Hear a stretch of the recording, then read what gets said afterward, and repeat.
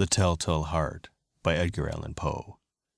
Narrated by Serra.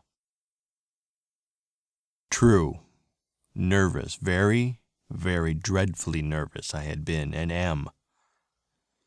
But why will you say that I am mad? The disease has sharpened my senses, not destroyed, not dulled them. Above all was the sense of hearing acute. I heard all things in the heaven and in the earth. I heard many things in hell. How then am I mad? Hearken and observe how healthily, how calmly I can tell you the whole story. It is impossible to say how first the idea entered my brain, but once conceived, it haunted me day and night. Object there was none, passion there was none. I loved the old man. He had never wronged me. He had never given me insult. For his gold I had no desire. I think it was his eye. Yes, it was this. He had the eye of a vulture, a pale blue eye, with a film over it.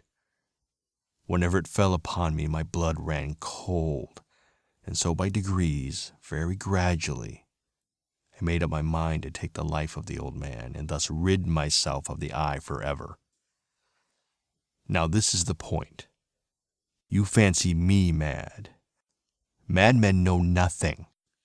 But you should have seen me. You should have seen how wisely I proceeded, with what caution and with what foresight, with what dissimulation I went to work. I was never kinder to the old man than during the whole week before I killed him.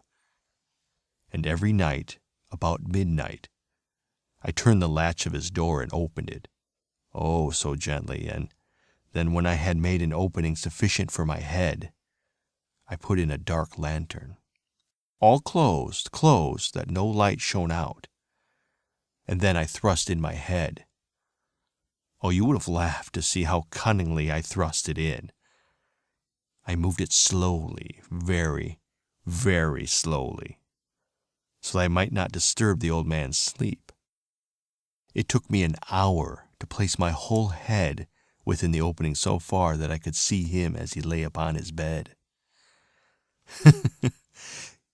Would a madman have been so wise as this? And then, when my head was well in the room, and I undid the lantern cautiously, oh, so cautiously, for the hinges creaked, I undid it just so much that a single thin ray fell upon the vulture eye. And this I did for 7 long nights, every night just at midnight. But I found the eye always closed, and so it was impossible to do the work. For it was not the old man who vexed me, but his evil eye. And every morning, when the day broke, I went boldly into the chamber and spoke courageously to him, calling him by name in a hearty tone, inquiring how he had passed the night. So you see, he would have been a very profound old man indeed to suspect that every night just at 12 I looked in upon him while he slept. Upon the 8th night, I was more than usually cautious in opening the door. A watch's minute hand moves more quickly than did mine. Never before that night had I felt the extent of my own powers, of my own sagacity. I could scarcely contain my feelings of triumph. I think that there I was, opening the door little by little, and he not even to dream of my secret deeds or thoughts. I fairly chuckled at the idea, and perhaps he heard me, for he moved on the bed suddenly as if startled. Now, you may think I drew back, but no. His room was as black as pitch with the thick of darkness, for the shutters were closed fastened through fear of robbers. And so I knew that he could not see the opening of the door. And I kept pushing on, steadily. I had my head in, and was about to open the lantern when my thumb slipped upon the tin fastening, and the old man sprang up in bed, crying out, "Who's there?" I kept quite still and said nothing. For a whole hour I did not move a muscle, and in the meantime I did not hear him lie down. He was still sitting up in the bed listening, just as I have done night after night, hearkening to the death watches in the wall. Presently I heard a slight groan, and I knew it was the groan of mortal terror. It was not a groan of pain or of grief. Oh no. It was the low, stifled sound that arises from the bottom of the soul when overcharged with awe. I knew the sound well. Many a night, just at midnight, when all the world slept, it has welled up from my own bosom, deepening, with its dreadful echo, the terrors that distracted me. I say I knew it well. I knew what the old man felt, and pitied him. Although I chuckled at heart, I knew that he had been lying awake ever since that first slight noise, when he had turned in the bed. His fears had been ever since growing upon him. He had been trying to fancy them causeless, but could not. He had been saying to himself, "It is nothing but the wind in the chimney. It is only a mouse crossing the floor." Or, "It is merely a cricket which has made a single chirp." Yes, he had been trying to comfort himself with these suppositions. But he had found all in vain, because death, in approaching him, had stalked with his black shadow before him and enveloped the victim. It was the mournful influence of the unperceived shadow that caused him to feel, although he neither saw nor heard, to feel the presence of my head within the room. When I had waited a long time, very patiently, without hearing him lie down, I resolved to open a very, very little crevice in the lantern. So I opened it. You cannot imagine how stealthily, until at length a simple, dim ray, like the thread of a spider, shot out from the crevice and fell upon the vulture eye. It was open, wide open, and I grew furious as I gazed upon it. I saw it with perfect distinctness, all a dull blue with a hideous veil over it that chilled the very marrow of my bones. But I could see nothing else of the old man's face or person, for I had directed the ray as if by instinct, precisely upon that damned spot. And have I not told you that what you mistake for madness is but over-acuteness of the sense?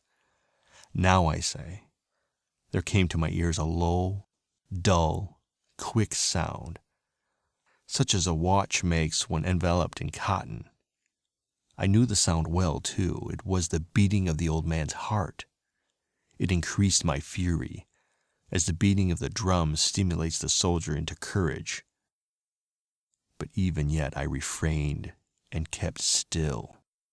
I scarcely breathed. I held the lantern motionless. I tried how steadily I could maintain the ray upon the eye. Meantime, the hellish tattoo of the heart increased. It grew quicker and quicker, and louder every instant. The old man's terror must have been extreme. It grew louder, I say louder every moment.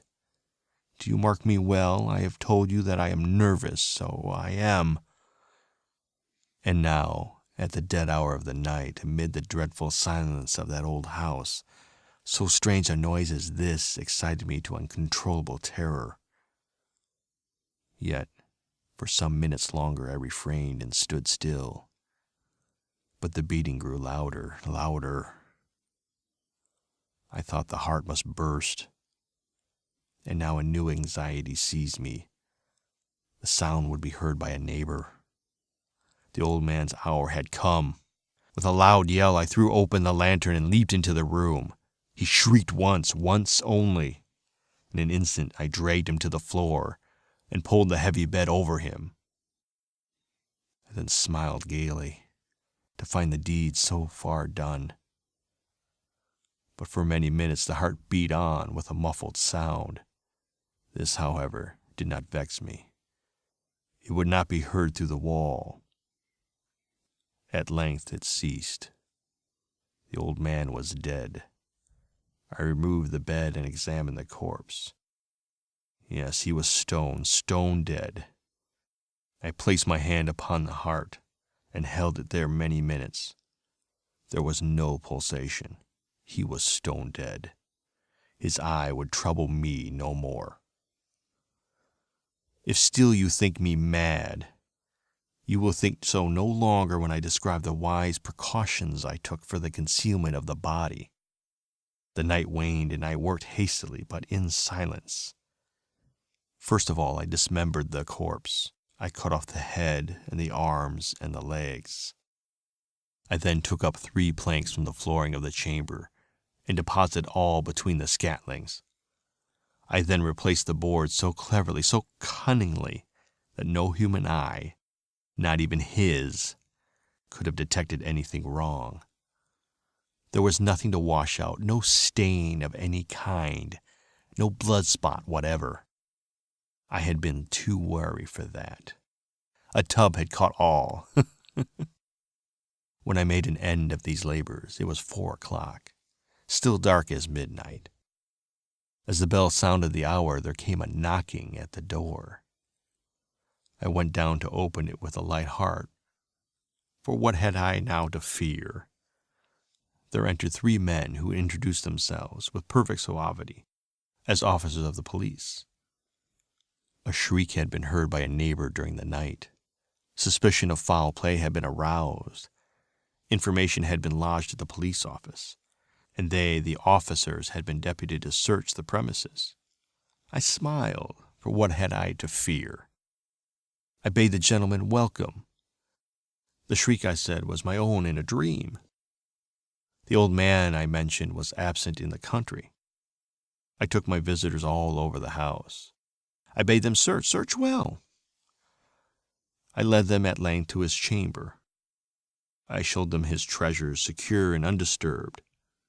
In the enthusiasm of my confidence, I brought chairs into the room and desired them here to rest from their fatigues, while I myself, in the wild audacity of my perfect triumph, placed my own seat upon the very spot beneath which reposed the corpse of the victim.